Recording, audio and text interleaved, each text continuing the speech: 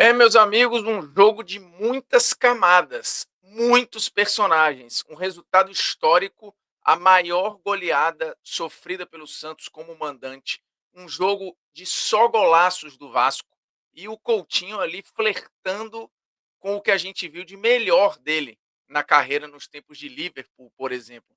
Cara, é muita coisa para analisar.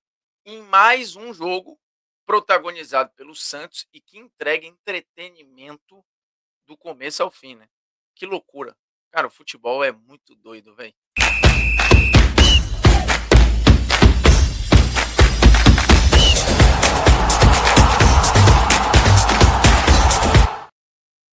Fala moçada, beleza? O Bruno Formiga na área, nada mais convidando você aqui, ó, a se inscrever no canal, a tocar na notificação, a deixar o seu like, o seu dislike, comentar o conteúdo aí, compartilhar o conteúdo, me seguir nas outras redes sociais, lá no Instagram, no Twitter também, TikTok também tem, acabou que eu não botei na arte aqui, porque eu uso pouco, mas vocês podem me acompanhar por lá também.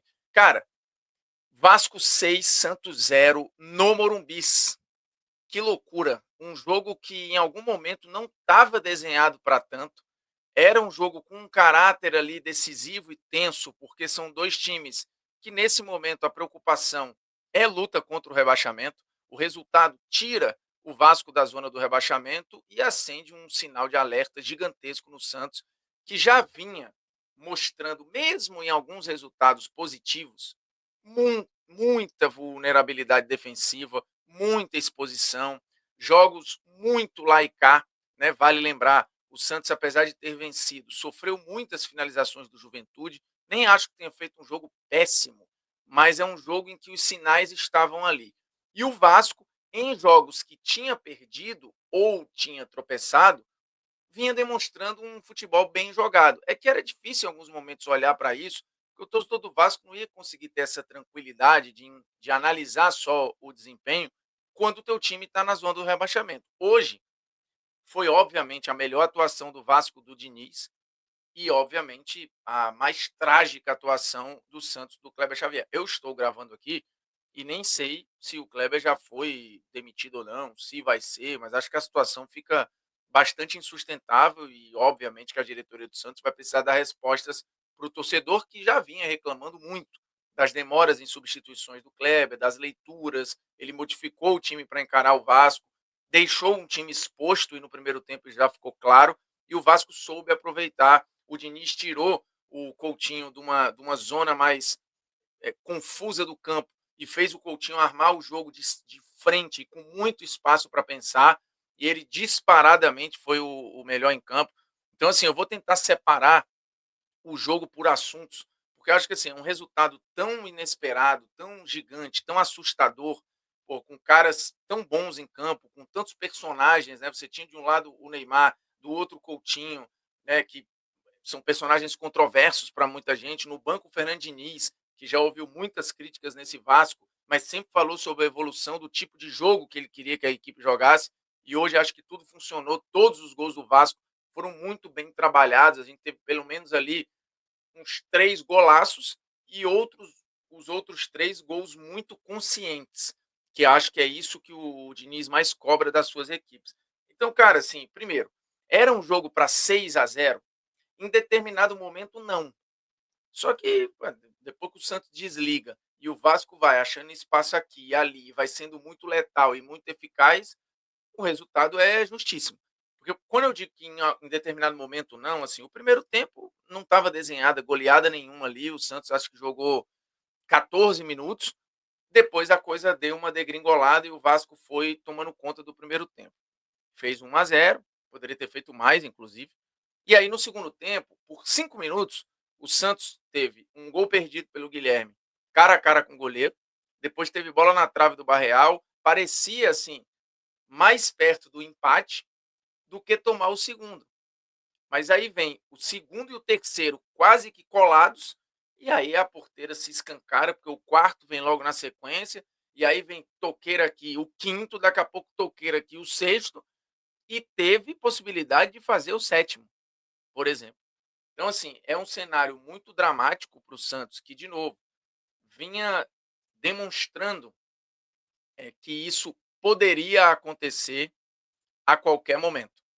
Isso estava se desenhando um jogo trágico, inclusive nas partidas em que o Santos tinha resultado. E aí hoje encarou um Vasco arrumado, explorando esses espaços que o Santos já estava dando, até nos jogos em que ganhava e vitórias inesperadas, né? Por exemplo, lembrando, o Santos toma a maior goleada como mandante da sua história no Brasileirão e neste mesmo campeonato venceu o Flamengo, venceu o Cruzeiro e perdeu jogando melhor que o Botafogo. E aí a gente tá falando do topo da tabela ali. É muito louco, assim. E aí teve dificuldade contra o Juventude, mesmo ganhando, foi correr atrás de resultado contra o Sport e toma esse esculacho gigante contra o Vasco. Eu botei o título ali, Os Humilhados e Exaltados, que obviamente é uma brincadeira com as passagens que falam os humilhados serão exaltados, porque assim, eu não gosto de usar essa palavra no futebol, mas realmente eu acho que os jogadores saíram muito constrangidos. O Neymar saiu de campo chorando e é um comportamento de um cara que se importou ali, que se sentiu muito atingido com uma derrota desse tamanho, impotente talvez, com tudo que ele viu ali. Então, quando eu falo de humilhação, é a sensação que o torcedor hoje está sentindo e que muitos dos jogadores estão se sentindo humilhados. Apesar de novo, ninguém estava ali de sacanagem e tal, e por isso que no futebol eu tenho muita ressalva a usar esse tipo de expressão.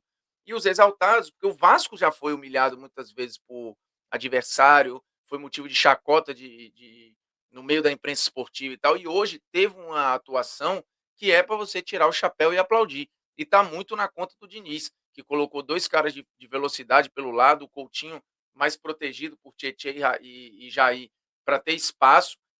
O Nuno, porque na real, assim, o Vasco não tinha alguém de área, né? O David saía da área o tempo todo, o Nuno começava do lado, mas tinha muita flutuação. Desse jeito, com essa atuação que o Vasco teve, fica muito difícil você projetar, por exemplo, o time com o Verratti. Né? Óbvio, a gente está falando do artilheiro da equipe nas últimas temporadas, mas a dinâmica da equipe sem ele, ela é diferente. E acho que potencializa alguns valores. O próprio Felipe Coutinho. Ele fica com mais opção de um jogo mais associativo, que é o que ele gosta. E aí é um desafio para o Fernando Diniz, de entender se é o momento de o Verratti ir para o banco ou não, se é para manter essa dinâmica mais fluida de um time com mais troca e com mais aproximação, que obviamente com o Verratti fica mais difícil, mas acho que isso é um papo para um outro momento, né? Não dá para a gente também ficar levantando essa bola aqui. Você viu que eu usei ali o site do SofaScore e quero lembrar vocês, apontando para esse QR Code, você baixa o aplicativo de placar ao vivo mais rápido do planeta. O link está na descrição do vídeo para você baixar e se divertir. Eu vou deixar um pouco o recado aqui, que eu queria parar para falar especificamente de Felipe Coutinho. Coutinho teve mais uma ótima atuação na temporada. No todo do ano, são 8 gols e 3 assistências, ou seja, ele se envolveu em 11 gols na temporada. E isso remete à última grande temporada do Coutinho. Assim, há 2 temporadas atrás, ele também fez 8 gols e deu 3 assistências. Só que agora a gente está falando ainda de agosto. Você vai ter pelo menos 3 meses ainda, basicamente, de Felipe Coutinho podendo ampliar esses números. E aí, tudo indica que o Coutinho vai bater a sua melhor temporada em números desde 19 e 20 no Bayern de Munique, que nem titular ele era, mas uma equipe que produzia tanto ali que o Coutinho acabou tendo números bastante interessantes. Agora, ele tende a estatisticamente ter a melhor temporada dele desde então. Dependendo do recorte, pode ser que o Coutinho até supere aqueles números e tenha a temporada da vida dele em muito tempo. Então, assim, a gente está falando de uma notícia ótima para o torcedor do Vasco. Acho que é uma notícia para se comemorar o torcedor do Vasco. A movimentação do Coutinho foi muito interessante, caindo, obviamente, para buscar a bola ali, às vezes até como um 8, né? E caindo para associar aqui do lado esquerdo, um lado esquerdo muito forte com o Nuno, às vezes com o David e tal. Ainda tinha as ultrapassagens do Piton, que também fez um grande jogo. Então o Santos ainda deu o azar de muita gente do lado do Vasco tá num dia muito iluminado e quase todo mundo do lado esquerdo ali, né? Sobrecarregando o Mike, sobrecarregando basicamente todo mundo ali, porque o Piton jogou bem, o David jogou bem, o Coutinho jogou bem, o Nuno jogou bem e ele caía muito por aqui, né? Se você olhar o mapa dele, você vai ver ele mais preenchido até desse lado, mas hoje ele foi um cara com muita liberdade para agir. O David caindo e usando, explorando muito esse corredor, o Coutinho, como eu já mostrei, o Piton num jogo muito equilibrado de um lateral que fez um 1-0, e que de fato abriu o caminho para essa goleada absurda. Já disse, a maior derrota como mandante do Santos na história do Brasileirão em todos os tempos. É motivo de muita comemoração do torcedor do Vasco, que, repito, sai da zona do rebaixamento e deixa o Santos numa situação difícil, porque obviamente isso vai ter que ser administrado lá e muito provavelmente essa derrota trará consequências. O Santos, ele entrou com uma escalação que quem estava vindo do banco pediu espaço e teve a chance de ser titular, né? O Tiquinho, por exemplo, o Zé Rafael começou jogando. Acho que ficou um pouco insustentável ali bancar o Tiquinho no time, a produtividade dele foi muito baixa. Né? O Neymar até teve alguns lampejos no primeiro tempo ali, no segundo alguma liberdade, mas é muito difícil fazer uma avaliação assim, porque a coisa foi para outro lugar, assim, mas muito rápido. O jogo foi de 0-100 em pouquíssimo tempo, né? E acho que o ponto de mudança chave foi o gol perdido pelo Guilherme ali no início do segundo tempo e depois a bola na trave do Barreal, porque ali se o Santos empata, talvez o jogo fosse para um outro lugar. E aí no metaverso do futebol aleatório, o jogo foi para cá e o Vasco estava num dia iluminado, letal. O Diniz, acho que deve ter muito orgulho do que o time dele produziu hoje. O Diniz é um puta personagem, né? Porque o time ganha de 6-0, toma um gol do Guilherme num puta passe ali do Neymar, o gol é anulado, e bem anulado, e o Diniz está revoltado porque o time, a dinâmica permitiu aquela jogada, que parecia, óbvio, o passe é maravilhoso, né, mas parecia a jogada meio desenhada ali, a pedra cantada. Muita gente falou do gol do Piton sobre a bola ter saído ou não. E, cara, eu não vi nenhuma imagem que me desse uma conclusão se a bola saiu ou não saiu. A imagem mais aberta, ela parece ter saído, mas quando você vai olhar outras angulações, aí você tem a tal da paralaxe, que dá a impressão de que a bola está na linha imaginária aqui do lado, na bochecha da bola está tocando na linha. Então, assim, eu não consigo cravar se estava ou não estava. E ali acaba sendo uma decisão do campo. Se o Bandeira não deu, eu acho muito difícil o VAR conseguir interferir naquilo ali e chegar numa conclusão cravando, a não ser que usasse, e não vai poder, a linha do impedimento ali para tentar traçar uma linha para saber se está batendo ou não na linha lateral. Como isso não é o protocolo, é no olhômetro. E no olhômetro eu não consigo chegar a uma conclusão. Então eu acho que se o campo não marcou, na dúvida, o protocolo manda deixar a decisão do campo, e a decisão do campo foi a jogada continuar, e a jogada continuando, ela acabou terminando no gol do Piton. O jogo ali estava até equilibrado, acho que o Vasco já estava melhor do que o Santos dentro da sua proposta, mas o jogo parecia ok. Em nenhum momento se desenhava uma goleada absurda e acachapante. Só que é isso, assim, o futebol, a coisa ela vai escalando muito rápido. E aí, quando o Vasco faz o segundo e o terceiro quase que colados, e o quarto não demora muito, aí o jogo já tinha ido para o espaço. A torcida do Santos, que encheu lá o Morumbi, né, eram mais de 50 mil pessoas. Uma parte saiu do estádio, a outra parte, e muito da organizada, deu as costas ali num protesto que é muito simbólico. A imagem já está rodando em alguns perfis de Twitter aí pelo mundo, porque é um protesto daquilo, assim, não tem o que fazer, não consigo ficar torcendo aqui, xingar os caras também não vai adiantar, eu vou me recusar a ver isso. Então, assim, esse tipo de protesto eu acho ok, eu acho que é um protesto simbólico, pesado, e que repercute. Muito mais do que você agredir jogador, ameaçar, porque isso aí vai para outro lado, meu irmão. Tu perde a razão, tu entra na esfera do crime. Quando você faz um protesto desse, esse sim eu acho que é um tipo de protesto que finca uma bandeira ali.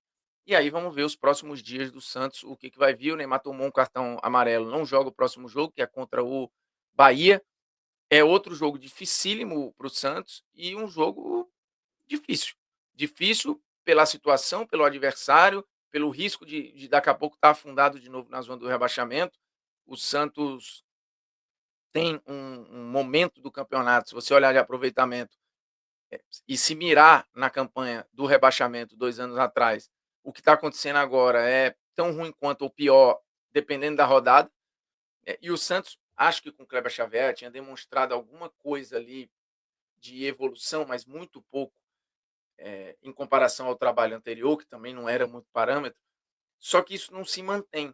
E o que mais me assusta é o Santos com a bola no pé até consegue criar uma coisa ou outra, acho que o Souza é uma ótima novidade, o Guilherme tinha voltado a alguma fase boa, a sequência do Neymar é ótima, a chegada do Zé Rafael daria, teoricamente, mais qualidade ao meio, só que não tem manutenção, o Zé Rafael não consegue ter sequência e tudo. Então, assim, tem notícias boas, mas no bolo todo, a coisa não andou e o Santos é muito exposto.